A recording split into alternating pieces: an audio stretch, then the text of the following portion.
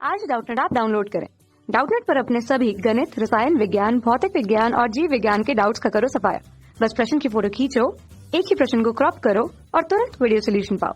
अभी डाउनलोड करें। प्रश्न हमें दिया हुआ है कि एक प्रोटॉन 144 वोल्ट के विभवांतर द्वारा त्वरित होता है। इसके अलावा एक अल्फा कण है, वो भी 64 वोल्ट के विभवांतर द्वारा त्वरित होता है। ये हमें बताया गया है। हमसे पूछा जा रहा है कि उनमें से संबद्ध डी ब्रोगली तरंगदैर्घ्य का अनुपात प्रत्येक कण से संबद्ध कितना होगा, या उनका अनुपात क्या होगा, ये हमसे पूछा जा रहा है। देखिए, इसके लिए हम क्या लेते हैं। मान लीजिए हमारे पास m द्रव्यमान का एक कण है। केवल m द्रव्यमान के कण की हम बात कर रहे हैं, जो यहाँ पर v वेग से गतिशील है। v वेग से गतिशील होने के कारण उसकी गतिज ऊर्जा को हम ले पाए, गतिज ऊर्जा को प्रस्तुत करते हैं के ई से। देखिए, इसका मान क्या होगा, 1:2 एम वी वर्ग के रूप में। ये उसकी गतिज ऊर्जा को बता रहा है। अब इस संबद्ध हम गतिज ऊर्जा के मान को क्या लिख सकते हैं, यहाँ पर 2 हमने पक्षांतरित किया, के ई गतिज ऊर्जा, और इस तरह हमने इसके मान को एम वी वर्ग के रूप में लिख लिया है।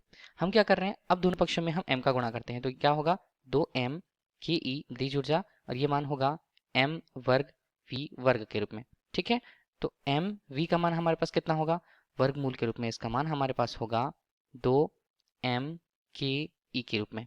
ठीक है, ये हमें मिला।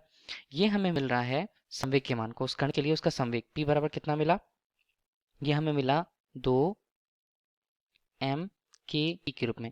ये हमें मिल रहा है संवेग के रूप में, तो अब हम इसे एम वी के रूप में भी लिख सकते हैं। ले लिया और मुख्य रूप से इसको नाम दे दिए समीकरण 1 के रूप में। ठीक है, अब हम एक आवेशित कण की कल्पना करते हैं। एक आवेशित कण यदि हमारे पास है, आवेशित कण के लिए उसके आवेश को q से प्रस्तुत किया, द्रव्यमान को m से हमने प्रस्तुत कर रखा हुआ है। अब मान लीजिए वो आवेशित कण किसी विद्युत क्षेत्र में v वोल्ट से या v वोल्ट विभवांतर से वहां पर त्वरित होता है। तो त्वरित होने पर जो उसकी गतिज ऊर्जा होगी, देखिए गतिज ऊर्जा जो होगी इसे हम के ई से स्पष्ट करेंगे। वो किसके बराबर होगा, वो यहाँ पर q उसके आवेश और उसमें उत्पन्न हुए वोल्ट या विभवांतर पर निर्भर करेगा, या उनके गुणनफल के बराबर होगा गतिज ऊर्जा। इसे हमने ले लिया समीकरण 2। अब हम संवेग के लिए, किसी कण के लिए उसके संवेग को यदि प्रस्तुत करें, तो समीकरण 1 से हम देखते हैं। समीकरण 1 से p का मान हमारे पास कितना आ जाएगा, p का मान हमारे पास आ जाएगा वर्गमूल 2, यहाँ पर m।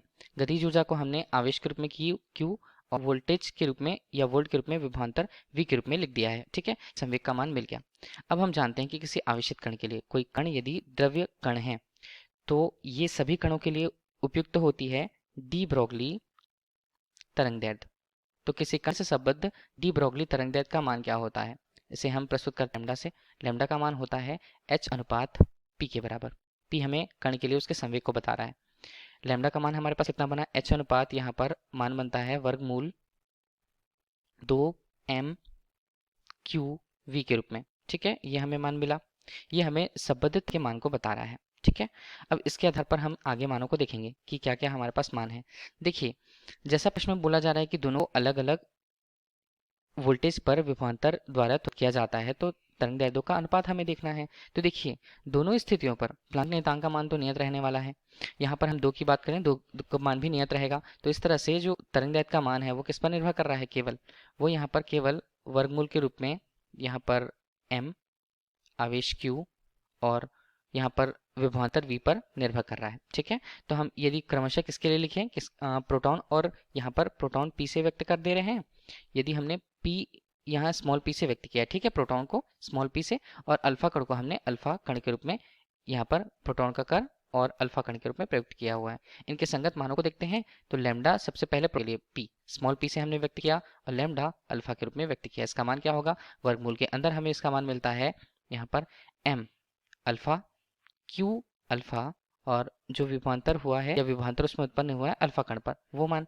नीचे मान देखते हैं m प्रोटॉन के रूप में, आवेश प्रोटॉन का, और जो वहां पर विभवांतर है वो भी प्रोटॉन का वहां पर होगा। ठीक है, अब इन सभी मानों को देखते हैं कौन कौन से मान हमारे पास आएंगे। लैम्डा p अनुपात लैम्डा अल्फा के रूप में, इसका मान हमें वर्गमूल के रूप में। देखिए, हम ये जानते हैं कि अल्फा कण के लिए जो प्रोटॉन के कण से 4 गुना भारी होता है, mp हमने ले लिया यहाँ पर प्रोटॉन के लिए। नीचे भी प्रोटॉन के लिए उसका द्रव्यमान। आवेश की बात करते हैं तो 2 गुना आवेश होता है किसके लिए, यहाँ पर अल्फा कण का प्रोटॉन की तुलना में। तो q यहाँ पर प्रोटॉन p के रूप में हमने ले लिया। अब देखिए, वोल्टेज हमें कितना कितना दिया है, या वोल्ट विभवांतर हमें कितना कितना दिया है। पहले अल्फा कण के लिए देखिए, प्रोटॉन के लिए 144 और अल्फा कण के लिए 64। ये हमारे लिए प्रोटॉन के लिए 144 और अल्फा कण के लिए इसका मान 64 हमें दिया हुआ है। सभी मानों को हम देखें तो ये मान हमारे पास कटेंगे, वर्गमूल के रूप में हमारे पास कितना मान बनेगा, ऊपर बनता है 4 गुणा 8, 8 गुणा यहाँ पर 64 और नीचे यहाँ पर मान बनते हैं 144। ठीक है, कि इन्हें क्या क्या लिखे हम, 8 को लिखा जा सकता है 2, वर्गमूल 2 का वर्गमूल होगा 8 और नीचे यहाँ पर हम लिख लेते हैं 144 का वर्गमूल 12 के रूप में। यहाँ पर मान हटे तो ये 6 बनता है, 6 बना, अब हम फिर से किए तो 4 और यहाँ पर 3। इस प्रकार हमें क्रमशः प्रोटॉन के लिए तथा यहाँ पर अल्फा कण के लिए जो तरंग दैर्ध्यों का अनुपात है हमें कितना मिलता है, 4 वर्गमूल 2/3 के रूप में हमें अनुपात का मान मिलता है। यही हमसे प्रश्न में पूछा गया था। धन्यवाद। कक्षा 6वीं से 12वीं से लेकर नीट, IIT, JEE वो एडवांस के लेवल तक 1 करोड़ से ज्यादा छात्रों का भरोसा। आज ही डाउनलोड करें डाउटनेट ऐप या व्हाट्सएप करें अपने सारे डाउट्स 8400 400 400 पर।